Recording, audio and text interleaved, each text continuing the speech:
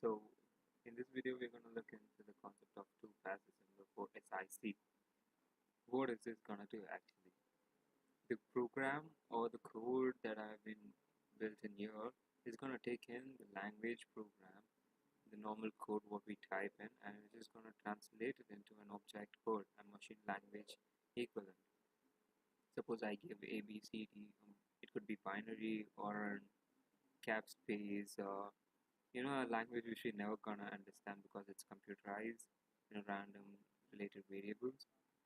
So this program is gonna bring you all the assembly language program into a machine language equivalent. So in this program, the code which we have typed into it is gonna take in the input value of this string, the whole code here, and which is gonna result in output into this copy string. So let me show you how it works. So once I've opened my code,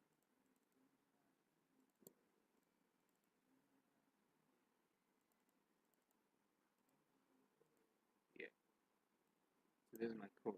In this code, I have two input variables. So two input files are input.txt and octave.txt. So these files contain my program here. So this program which I've given an example set here is gonna take it into the file, and this external file is gonna talk into the code which we have typed in already.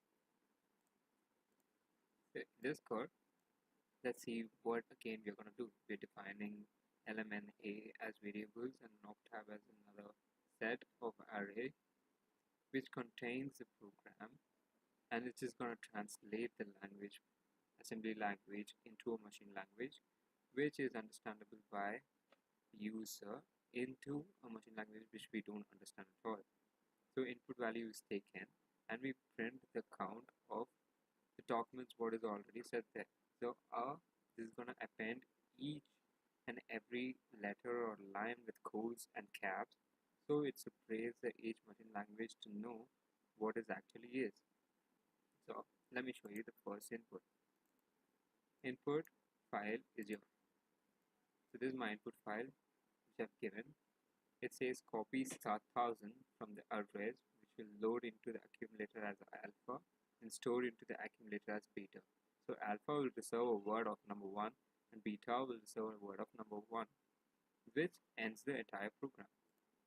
As way, octave is set, so this stored into accumulator will be 23 and load into accumulator will be 00. That is the start version of this entire code. So when I run this program, it's gonna state my output value which is already shown in the program. Let me show you.